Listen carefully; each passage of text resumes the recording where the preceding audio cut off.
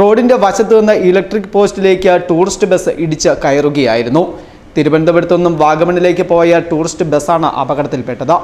കൊടുമ്പളവുള്ള ഈ ഭാഗത്ത് അമിത വേഗത്തിൽ ശബരിമല തീർത്ഥാടകരുടെ വാഹനം എത്തുകയും ഇതിൽ ഇടിക്കാതിരിക്കുവാൻ ബസ് വെട്ടിച്ചു മാറ്റുന്നതിനിടെ റോഡിന്റെ വശത്തുള്ള ഇലക്ട്രിക് പോസ്റ്റിൽ ഇടിക്കുകയും ആയിരുന്നെന്ന് ടൂറിസ്റ്റ് ബസ്സിലെ ജീവനക്കാർ പറയുന്നു.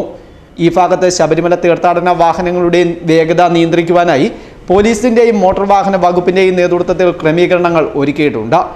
അയൽ സംസ്ഥാനങ്ങളിൽ നിന്ന് വരുന്ന ശബരിമല തീർത്ഥാടകരുടെ വാഹനങ്ങളാണ് പാതയിൽ അമിത വേഗത്തിലെത്തി പലപ്പോഴും അപകടങ്ങൾക്ക് ഇടയാക്കുന്നത്. കഴിഞ്ഞ ദിവസം തമിഴ്നാട്ടിൽ നിന്നുള്ള തീർത്ഥാടകർ സഞ്ചരിച്ചിരുന്ന വാഹനം തുടക്കത്തിൽ അപകടത്തിൽപ്പെട്ടിരുന്നു. ഇതിനെ തുടർന്ന് മോട്ടോർ വാഹന വകുപ്പിന്റെയും പോലീസിന്റെയും ഒക്കെ നേതൃത്വത്തിൽ വളവിൽ അപകടങ്ങൾ കുറയ്ക്കുന്നതിന് വേണ്ടിയുള്ള നടപടികളും സ്വീകരിച്ചിരുന്നു. ഇതിന് പിന്നാലെയാണ് ഇന്ന് ഉച്ചയോടെ വീണ്ടും അപകടമുണ്ടായത്. ടൂറിസ്റ്റ് ബസ് വൈദ്യുതി പോസ്റ്റിൽ ഇടിച്ചതിനെ തുടർന്ന് പാതയിൽ ഒരു വശത്തു കൂടി മാത്രമാണ് ഗതാഗതം സാധ്യമായത്.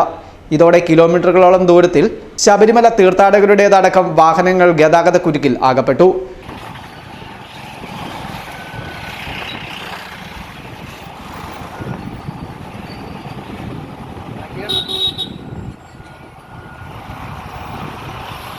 മുണ്ടക്കയം പോലീസും മോട്ടോർ വെഹിക്കിൾ ഡിപ്പാർട്ട്മെന്റും നാട്ടുകാരും ചേർന്ന് ഗതാഗതം ക്രമീകരിച്ചു.